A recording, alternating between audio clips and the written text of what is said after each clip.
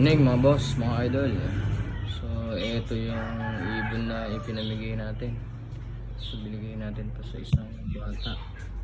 So taga Deepwell mga idol. So napaalpas nila. Nakawala sa kulungan mga idol. Pero dahil bata pa to nung pinamigay natin, hindi pa to sanay sa atin, napadpad sa isang mabuting fancier mga idol.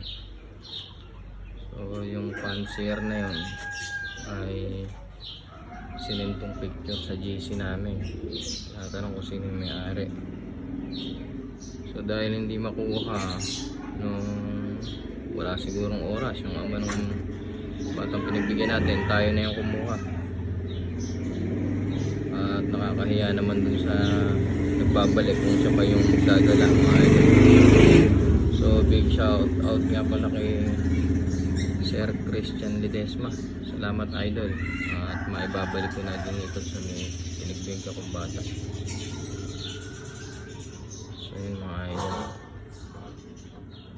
Kung di ako nagkakamali, ito yung anak ng ating good food finisher mga idol.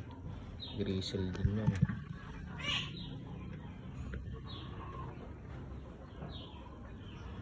So ito mga idol ay ibabalik na natin doon sa batang pinagbigyan natin. Yun lamang po mga idol, at maraming salamat sa inyo, at maraming salamat Sir Christian Ledesma.